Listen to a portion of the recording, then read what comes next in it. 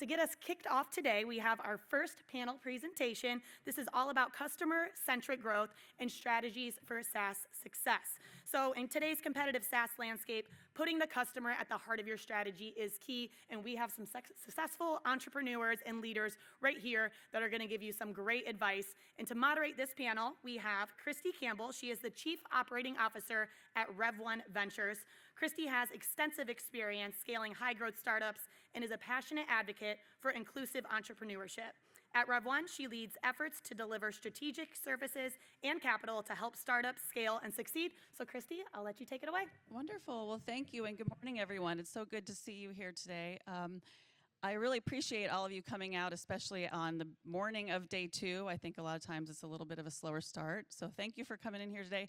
Really important topic. I don't know that there's anything more important than focusing on customers and generating revenue. So I'm really excited to introduce what is really a star-studded cast here of folks. But before I do that, I did just want to get, by show of hands, a better understanding of who we have in the room so that we can make sure we sort of customize the short time that we have together towards you all. So how many of you are founders or on founding teams of software companies?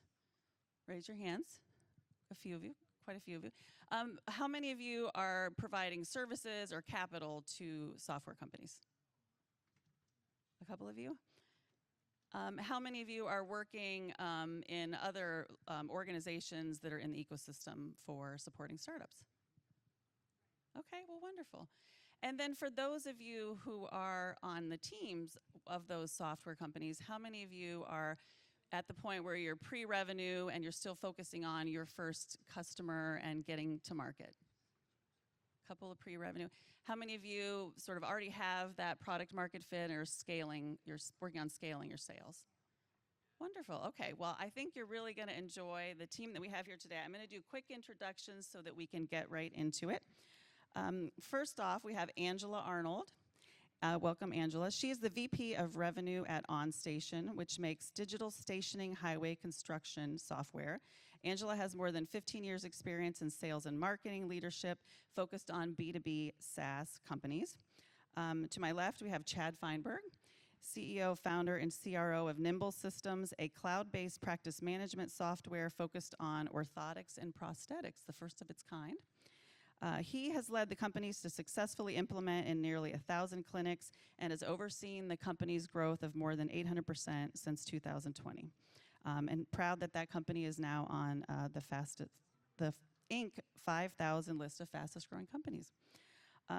To Angela's left, we have Mike Marchetti, Chief Customer Officer at DRB, which is a point-of-sale software company. Mike has an extensive background in the customer experience and engagement area, serving in leadership positions with companies like Yelp, Yahoo, Brand Muscle, and Clearside. Lots of great experience there. And then finally, Dana Allender, the founder of Sun, a consulting firm that works with tech founders to sell their solutions into the enterprise.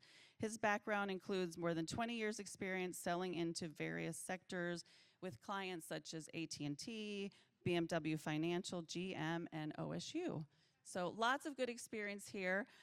This is a very short session, so we will not do a Q&A, but I do encourage you to hold those questions and ask the panelists afterward. So with that, we'll go ahead and get started. We're going to talk about things like building a sales pipeline, talking about the infrastructure to support that, and then also thinking about things like activation, engagement, and ongoing retention. So we'll start on the sales pipeline. Angela, tell me, in your experience, what are some of the more effective strategies that you've implemented when you think about building and maintaining a strong sales pipeline? Great, thank you. Thank you. It's a real pleasure to be here. Thank you to everyone for coming out this morning.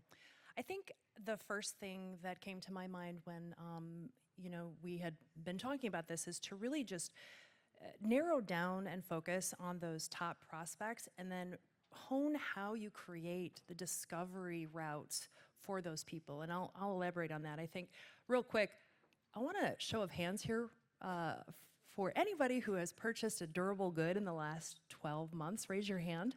A tuba, a washing machine, a car, anything. Keep your hands up. So let me ask you guys, leave your hand up if you did your own research before you called a salesperson. Right. So if you look around, what this tells us is it corroborates a factoid I found. It's 72% of B2B customers prefer to have no interaction with a salesperson prior to purchase, which means they're doing it on their own, and nobody wants to talk to a salesperson, which is a real shame because I'm a salesperson and I'm nice, so that hurts. But that is just the reality, which means your business has to really focus on how to create those routes of discovery so that they can join your company on their own. And in our business, one of the main struggles roadway workers face is finding their location on a job site. Where am I? Am I standing near where the drainage ditch is going to be located? You don't know, so you use our software to find out, yes, I am here. This is where the drainage ditch goes. So an example of how someone discovers that on our website is we'll have an animated GIF that shows how that works on your phone. You're standing there, you get it. Now contrast that with an owner, who is another ICP for us, and the owner of a paving company. That person wants to see case studies, wants to see social proof, wants to know which competitors and which departments of transportation have endorsed our software. They're not talking to us, they're not calling us, they're not asking us questions, and they need to make that discovery. So I think you really have to identify your top 3 people, and it's not just product market fit, it's product person fit, and really get maniacal on focusing on those people. That's a really good point. Mike, tell us about your experience more recently with joining DRB, where you've had to basically start to navigate that, create a pipeline. Yeah, sorry. I think I look at it also the other side. So building the pipeline is one thing, but are you talking to the right prospects, right? So it comes back to expectation settings. And I know, especially as a startup, a lot of times you're like, I need customers, I want customers, right? I gotta have customers, I want the revenue, I need the feedback, the inputs. But are they the right fit for your products and what you're really trying to deliver, the vision of that product? I've been at companies where, I hate to say this, but I fired customers because they weren't the right fit for what we were trying to do. I love revenue, I love customers, but if they don't align, right, and the expectations aren't set up front, of what the product needs to deliver, it's not gonna be a good customer experience down the road. And so I think that is where the direct alignment between sales and customer experience really comes in is, you're eager, right, to bring on those customers, but really quantifying them and making sure that the right expectations are being set up front of what's gonna be delivered. Or else you're always gonna have this disconnect. You set the wrong expectations, delivery's off, and now you have a frustrated customer. Part of that question, Christy, is I'm finding that right now with the current company I'm at, right? And we are reevaluating, are these customers, do they have the right expectations? Again, I don't want to lose revenue, but these can create inefficiencies within the company, right? If we're trying to accommodate to something the product doesn't deliver. Yeah, and I think that process is a process that has to continue over time, consistently looking at, is it the right customer? Is this the customer that's generating the right type of revenue, the right type of retention? So that's really smart. Well, Dana, you sit on sort of the other side or more next to founders in your current experience. Tell us a little bit about how you guide founding teams, especially the founders as they're selling in the beginning of this process. Yeah, and I know you said it already, but thanks for being here. I'm grateful for y'all to be here. You had options and you chose to be here. And the other part is that we're preaching to the converted. So we don't have to spend time talking to people about why this is important. You raised your hand and showed up. I think that tech founders specifically, we talk about tech and tech enablement and things like that. I like to talk about like the human enablement of tech sales. So, we have the technology, we can automate, we can market, we can do certain things, but I think that as a founder, we need to be able to go out and tell a story. And I think that as a founder, you started something because you were passionate about it or you were really good at it and you wanted to do that thing and that's great. But you also signed up to be head of sales. And I think Tina Provost yesterday said it, or it could have been Lindsay. When you say, hey, I'm going to do this thing, but just stop there because that is the job. And if you're not really committed to doing that, you should probably go work for somebody else, quite frankly. I don't know if you were going to ask me, the question, but I think it's really important for you to be the first best salesperson within your organization so you can learn, document, and be able to hand off that first version 1 of whatever is working. So I don't want to be too lengthy in my No, answer. that's really good. Thank you. Well, Chad, thank you for your patience as we get to you. You're building an impressive company, so I just want to start by allowing you just to talk about how you've sort of navigated that process and getting in place a strong and impressive sales pipeline. Yeah, so I think for us, and I echo everything the other panelists said, but on what Dana was just talking about, the founder side, the founder-led sales side of an organization, I think when we, surveyed the audience, there were some companies that were pre-revenue, some that were in the scaling stage, and I think the one thing you can do that you should not do, that some organizations do as they're trying to scale, is the founder exits sales prematurely. And, for lack of better in the sales process, customers want to talk to the person who started the business. And even if you're just on the calls, being a listening ear, just being there shows, tremendous support for your team and your organization. And I think that for, businesses trying to build a sales pipeline, I think everything they said, as well as also early on your pipeline, building and understanding the data behind it, because there are a lot of tools, and we'll get into some of the tools later on out there that can really take the early data from building a sales pipeline and allow you to kind of immobilize that across the organization and understand, why are you winning deals? Why are you losing deals? What are your, reps win rates? What are your win rates as a founder? Things like that allow you to set up and scale a sales organization so that the next person you bring in, you actually have data to back what they're doing. What is a, achievable quota, things like that that are really, really important. And I don't think it's fair to scale an organization until you, as founders or as someone building a business, truly understand those aspects of the business. But yeah. Chad, can I just add one thing really quick? And I apologize. I promised we wouldn't do this. But when you say you're going to hire somebody, and I'm working with a really incredibly talented founder right now, has revenue, wants to hire an AE, I said, show me the job description. And my thing is, like, what will they do when they get here? What would you have them do? And can you do it? And then can you onboard, train, and manage that process? And I think it's really important to understand that you just can't hire your way out of needing to do that. So it's super important. That's my one takeaway from today. We were just talking about that with our accelerator cohort. We're about halfway through, and basically just making sure that if you're getting ready to hire a salesperson, that you understand and outline clearly what are they going to be doing in the first 30, 60, 90 days, and what does success look like for that? Because if you can't outline that, they're not going to be successful. So that's a really good point. Well, Chad, it's a good transition then to talking about that infrastructure. Talk to us a little bit about how you navigate putting infrastructure in place that goes to support creating a repeatable and scalable process. What tools and how do you think about building it from scratch? Yeah, so as far as infrastructure, I think in order to build,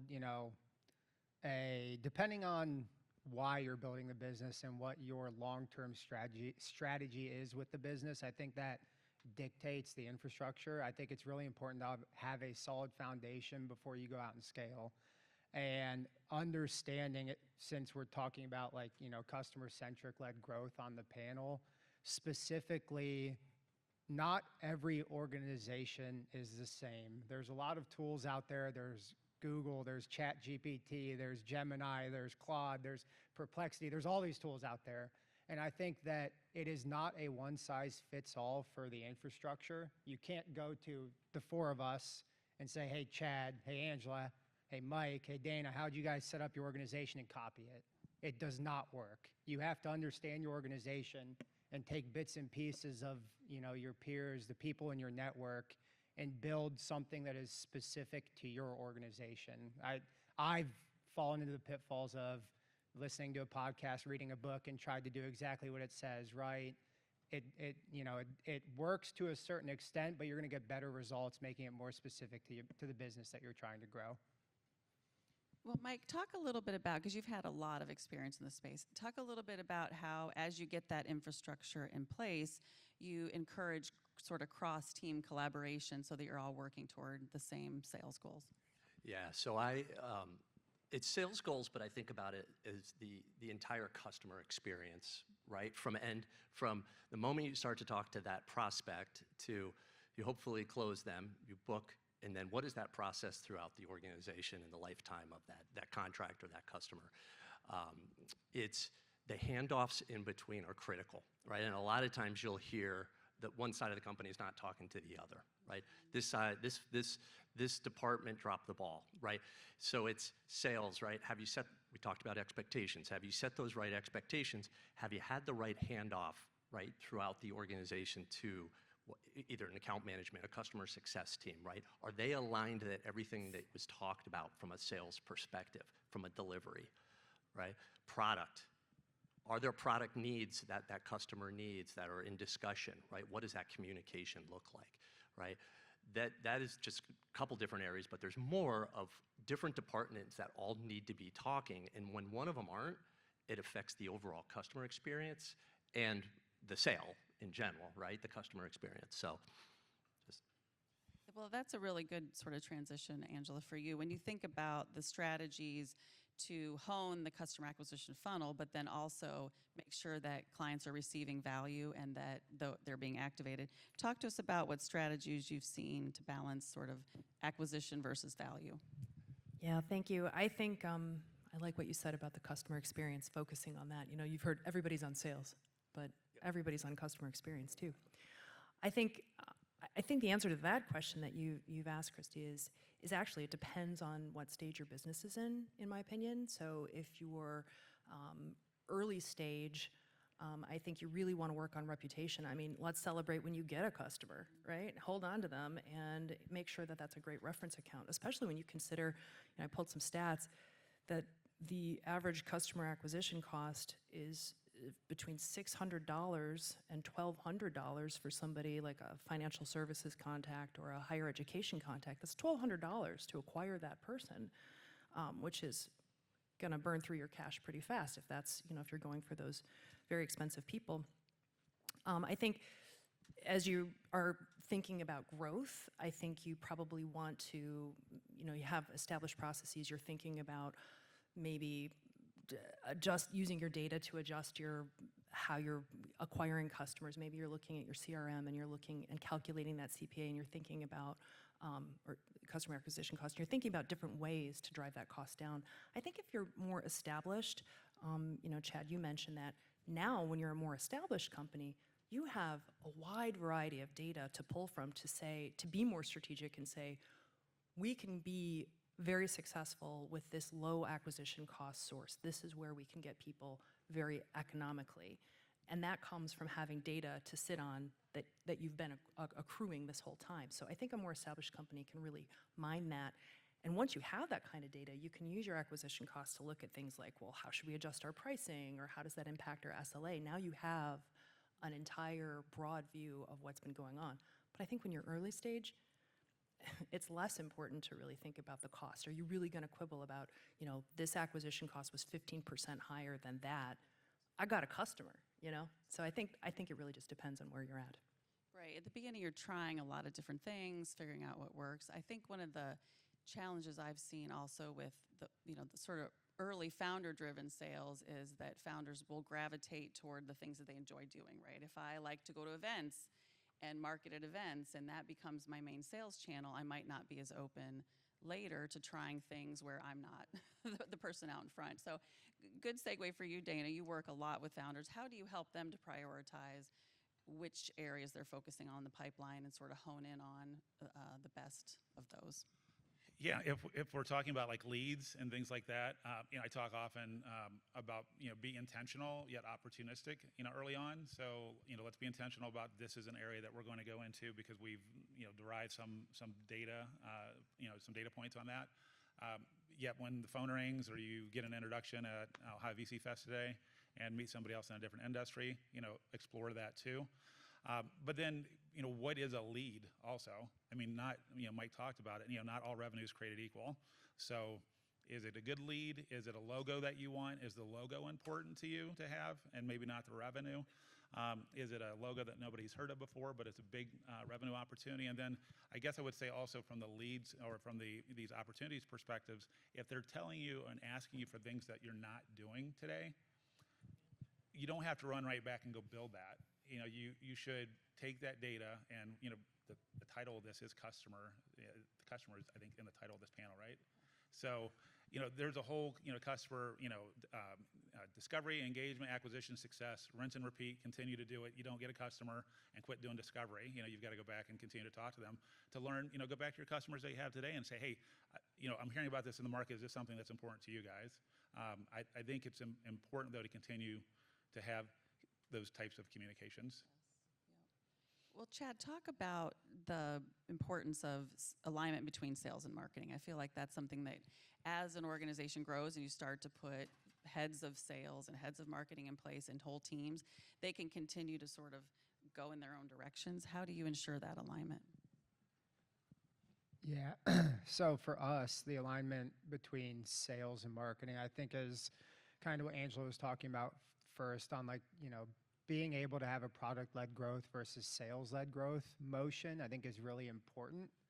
Obviously, if you're product-led growth, marketing's extremely important, and how you make it as easy as possible for your customers to get the information that they need.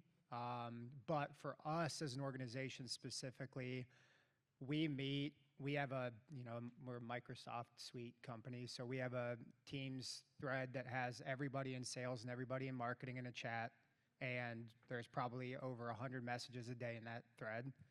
I also have a meeting with the marketing leadership team every week to just check in on, you know, MQLs, our conversion rates, all those different things. But most importantly, I don't think you can do any of that unless you talk about, depending on what stage you are, I think you have to, you know, if you're more mature, more established, you can start thinking 12 months out. If you're early stage, thinking quarters out, what is the goal at the end of the quarter? And then, you know, kind of KPIs and OKRs, if you guys are familiar with that, building actual, you know, measurables to track your progression towards those metrics, I think is really important. But like I said, I think you have to establish what the long-term goal is for both sales and marketing, and then kind of work backwards to figure out how both of the organizations can get you there. Christy, can I add? Please. Can I add to that one? So I boil it down to almost one thing, and it's value. To drive that alignment between sales and marketing, what is the value of our product, right? You'll hear value proposition. What is the value proposition? Your value proposition is your competitive advantage. So are you aligned on what your competitive advantage is? What is that value to your customer? Are you articulating it in the right way? Have you tested it? Have you tested it against the market? Is it a true value proposition? I think if you can drive alignment between sales and marketing on the value proposition and the aligned go-to-market strategy, that's where you really bring those organizations together. Well, and taking that now one step further, you think about, okay, I've generated a steady pipeline, and now I want to make sure that I understand what customers think. You have a big focus on voice of the customer. Can you talk about the importance of that and how you've built that in teams like Yelp and Yahoo? There's not a better topic. Thank you for, no. So one is, I'm a true believer that trust can drive a competitive advantage. So how do you establish trust at any point in the process or that customer journey, right? Even from the sales perspective, are you pushing the product on them, or are you spending time to establish trust? And believe it or not, trust is driven by having actual conversations, right? Real conversations with our customers on a regular cadence, not when you're always having issues, right? Like you're always behind the ball and like, oh, we have to explain and do damage control. No, regular conversations, right? When good things are happening, when bad things are happening. I call that goodwill. You want to build up that goodwill, right? None of our products and services are perfect, right? You will always have an issue, but do you have the right goodwill in place with your people? That establishes trust. Will you be there for them? Will you drive them to be successful, right? I'm a true believer in multi-threaded conversations at different levels. Helps drive trust, helps drive partnerships. People will pay more for this, right? They'll pay more for trust or knowing they're working with a good partner. So I'll give you an example. One thing that I do it at my current company, I did it at my last company. January hits, I automatically are reaching out to about 30 of my highest customers, highest revenue, however you want to think about it, and I'm getting meetings put on the calendar with their admins for the rest of the year. Not just one meeting, but how do I get that meeting? These people are hard to schedule with. How do I get meetings on the calendar every quarter? One-on-one meetings with the highest level, top-to-top discussions. How do I make sure I'm hearing exactly what their experience is, what they're going through? I expect other folks on my team to be having other user discussions. Product is having discussions, right? You have to infuse those discussions at different levels in order to get more customer-centric, right? So voice a customer, and it sounds, I go back to, you have to talk to the customer. It sounds weird, but like, I've been at multiple companies where I feel like we've ignored the customer, right? And you can't ignore the customer, right? Dana made the point, a couple years ago, I established a customer executive advisory board with a previous company that I was at, right? The market insight we got out of that, it fed right into our strategic planning, right? You can learn more. They know more in a lot of cases about what we're trying to do than we do, right? But we all get so sidetracked that we don't think about the voice of customer as often as we could or have the cadence in place. And I think that is one of the most critical things. I know for me, I'm probably talking to customers 60% of my time. That's the way I think about it, right? So, because I want to get to trust. I get to trust, I know I'll have that long-term value of that customer. I know I'll have that upsell opportunity. Well, one of the things that you just keyed in on was it's not just the positive feedback, it's the negative feedback and what you do with that. So I know this is not in the script, but Angela, maybe you can talk about just how you create a culture where every type of feedback is welcome across the team and we bring it out in the open and we talk about it and we do something with it. Yeah, thank you. I believe in that, and I think to your point, Mike, I read somebody said, the podcast, it's all in our ears, we're hearing things. But somebody was talking about how when you're in sales, you should be talking to a customer every day, and you should be talking to somebody who's happy and somebody who's not happy every day, because those are data points that are collected over time so that you are tracking in real time, and it's anecdotal, that's fine, but you're tracking in real time the health of your customer relationship, you want to say the trust meter. How are we doing? How are we tracking? And if you don't have that regular touch point to get both sides of the experience, the good and the bad, your data is going to be skewed. I mean, we can't all be drinking our own Kool-Aid. And so, currently today, we have a lot of feedback mechanisms that are built into our app. Our app is peer-to-peer, it's product-led, it's very hands-off. People are out, nobody builds a road by themselves. They're out on the job with a bunch of other people on a job site. So they're talking to each other. And so what we're trying to do to gather that, both the positive and the negative sentiment, is by proactively asking them, we do a lot of surveys and SMS and all of the channels, how did it go? NPS, simple things, easy, light touch, and then also observational metrics. What can we see in the app? Somebody logged in, their session was in and out. Something went wrong. Maybe it was a accident, but something happened. That person was not able to accomplish that task. So we're using a lot of different inputs to gather when something is going off the rails, or obviously when people tell us, hey, I didn't have a great experience. So we try to keep a tab on that, but you need both inputs, and you need to track it over time, because once in a moment is going to skew your data. You have a really tough call with somebody, a customer who's very dissatisfied. You can't let that skew everything. You've got to have lots of data points over time to really feel confident in what your conclusions are. Yes. Chad, can you talk a little bit about just sort of the foundation of an engaged customer is that they've initiated, sort of been activated. Can you talk about how you've determined what the activation point is at Nymbl and how you've sort of grown and sort of tracked activation as a way of managing engagement? Yeah, so for us and, the customer journey, I'm not sure who said it earlier, but the customer journey starts the second they interact with your website, with a sales rep. And, I know a lot of organizations from an activation standpoint really have maybe a heavy BDR presence, but I'll speak from our personal experience. We're not in a huge market. She said orthotics and prosthetics.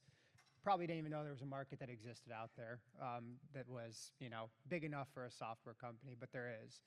And I think the first interaction a customer has with you from a trust standpoint, building credibility and building a relationship, whether it's a BDR, whether it's yourself as a founder, it goes a long way. We have customers that I talked to in 2017 when we first started. We met them at a conference, and they're just now signing now. Just from a relationship that you established early on, and for us, going from the sales process to actually, activation of a customer, we have probably too many touch points, but in our market, we're an EMR. It is very sticky. It's very hard to replace. So if you can build the trust at every point of the process, from sales to training to customer success to support, and have established criteria of how you're building that trust, I think once a customer is activated, they shouldn't go anywhere. If you're listening to them, if you're building trust, you're going to build a better product, you're going to attract more customers, and you're going to keep your customers. It's a win-win-win for everybody involved. But that's kind of how we look at it as an organization. Just one other thing I'd add to that. Sorry, we're not supposed to add to? I don't know. No, 3 times. We're But- doing I'll well. do 4 in a minute. I'll also try trust to margin, and this might be more relevant for more established companies, but I always like to look at margins at the account level, at the customer level. I have an example at a previous company where we determined that we were going to drop margins by about 1% to 2% per account, just to invest it back into trust, customer experience, right? What you'll see is what happened was it drove the long-term value, right? Our renewals went up. So we got it in other ways, right? But I like to bring it back to, again, it might be more relevant in a more established company, but like I really like to see margins. Like at my current company, they didn't have margins. They just didn't have to break down the data. I'm like, we got to do it, right? We got to have that in place. So I can start to understand what dollars can we play with in order to improve that customer experience, in order to improve that partnership and trust with our customer. Well, Dana, you work with a lot of early founders. So when folks are thinking about just navigating this for the first time, how do I track engagement? How do I track activation? How do I start to use that data to improve my sales process? What are some of the sort of tools and resources that you guide them toward? I'm going to jump on the trust train for a second, if I may, Please, since everybody else has said it. You guys are lucky, too, because you've gotten to trust, right? But we have to get there first. We've got to get to know, like, first, and then trust. And you, as founders, and I do work with founders, I work with sales teams as well and sales leaders, getting to trust is important. And you get to trust. I tell founders this all the time, and it sounds like blasphemy to say, nobody cares what you do, by the way, when you meet them. You're going to walk around here today. You're going to start introducing yourself. That first second, they've got stuff going on at home. They've got stuff going on at work. They don't feel well. They stayed up too late last night. They didn't make it here, this morning. But once you start to deliver some value, and you deliver value by understanding them, seek to understand before being understood, and create that know, like, trust continuum, and get through that quickly. And then when the rails go off, and you have that bad call, you can have that bad call because, hey, they trust me. They know that I tell the truth. They know I'm authentic. They know I'm coming to them with that. So I had to say that really quickly. So just as far as recommendations, I won't get into technical. I'm not a tech stack guy myself. There's other people that will do that in data, and you guys have already talked about that.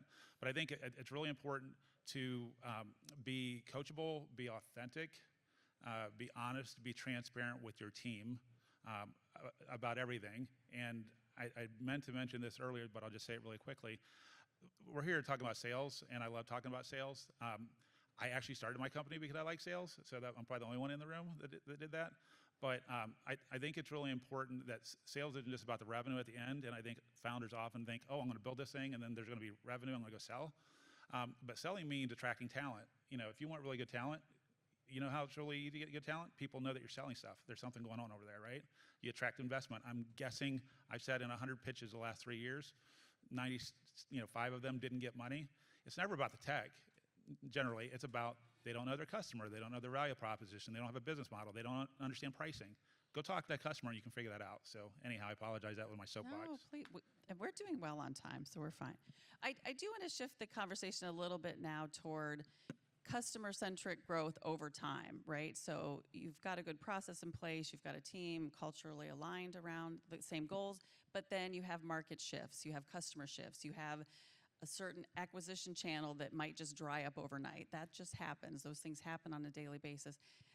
How do you help the team navigate a market shift or a change in a dynamic so that the customer is always at the center and you're aligned around that? Maybe an example would be helpful too.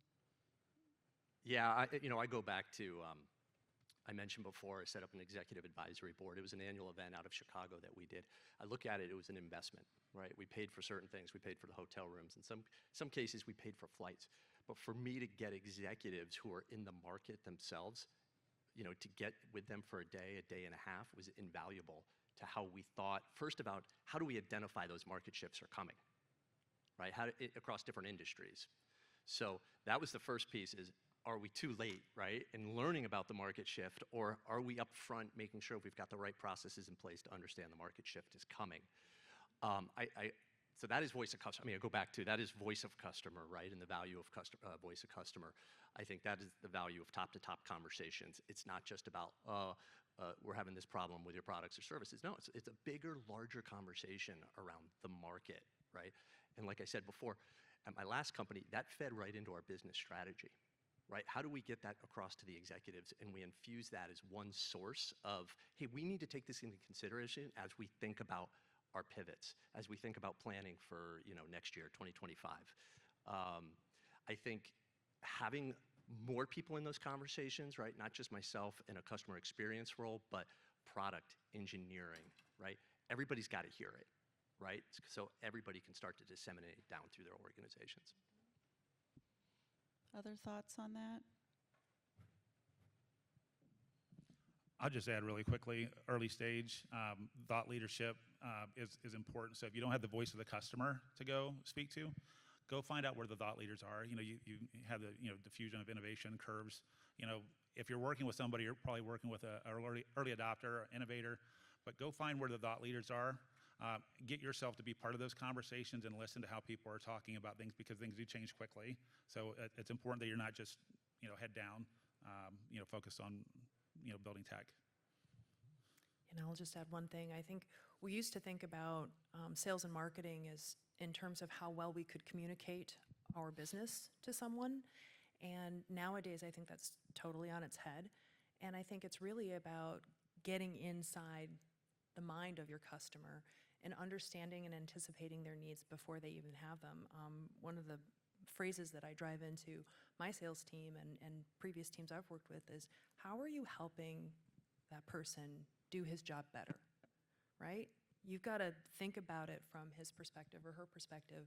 How are you going to make their life easier? Because at the end of the day, a really good salesperson is absolutely the person you want on your team because their interests are aligned. They only get paid when you succeed.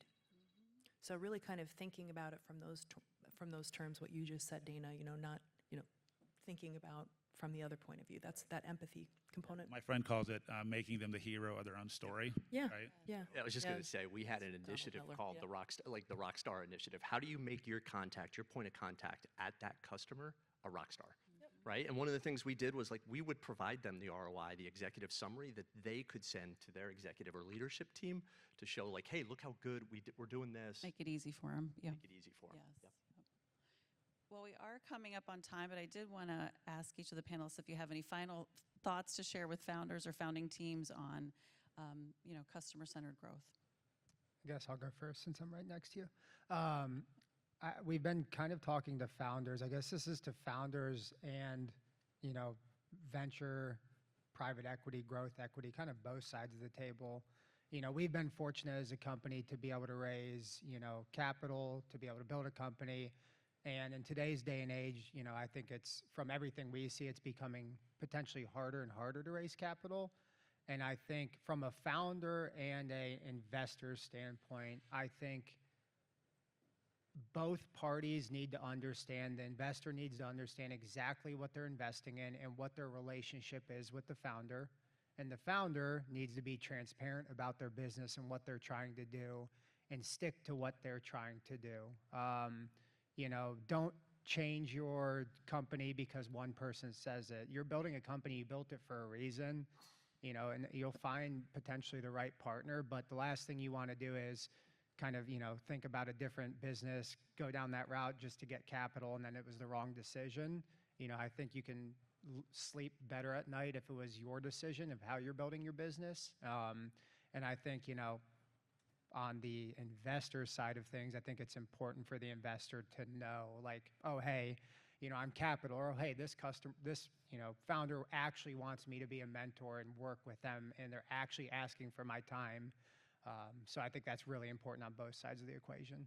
That's good advice. I'll go next. I think my hot take would be to narrow your focus. I think when you talk to any founder, they give you their elevator pitch, and you can the passion exudes off of them. And from their point of view, they're thinking, who wouldn't love my product? It's so great. Yes, it is great. My advice would be to narrow down on exactly whose job you're trying to make more, to make easier. Who is it that you're gonna focus on to build that trust? Who is it that is your first conquest in your space? Because everybody loves what I've got is a natural way of thinking, but I think that's incorrect. I think you got to start very, very specifically within the nichiest corner of your opportunity space. Yeah, I'll go back to value. We talked a little bit about value proposition, the alignment between sales and marketing, in my opinion. But it also is, once you've sold, it's not over, right? It's just begun. And so are you delivering on that value, and how are you measuring yourself on if you are delivering that value or not, right? The long-term value of that customer is critical. So are they getting the value of it? What are those data points? Are you doing it proactively, or are you managing it reactively, right? Reactive is not a great experience. Everybody wants a more proactive experience, right? And that can mean a lot of different things, but reactive is typically gonna mean you're gonna lose that customer at some point. Proactive experience is how do we get in front of, if they're not getting the value, if you're not seeing the engagement, or what I call health, if they're not in green, right? Green health, good health. What are we proactively doing to make sure we maintain that client for the long term? Yeah, lastly, you mentioned mindset a little bit ago. Like, most founders don't like selling. They don't like dealing with salespeople. They don't want to manage salespeople, and that's okay. But I think once you get in the mindset that you're solving a problem versus selling something, it changes. It changes very quickly. And I was at a CEO retreat last week, and somebody said economics, but I say it's math. Make it a math problem for somebody. So if you can make it a math problem, understanding there are other things involved, incumbents and relationships and change management, things that you'll have to deal with. But if you can make it math, it's a lot easier of a conversation at the end than it is. And the last thing I'll say, I coach my kids' travel basketball teams. I don't coach effort. Most people say that I don't coach effort. You need at bats. Go fail fast. Look for no's. And I have a list of these. So if you want to catch up with me afterwards, literally a list of these. So thank you very much, though. Well, all good advice, and I do encourage you to connect with this impressive panel, but please help me, join me in saying thank you to them, and we'll see you all later.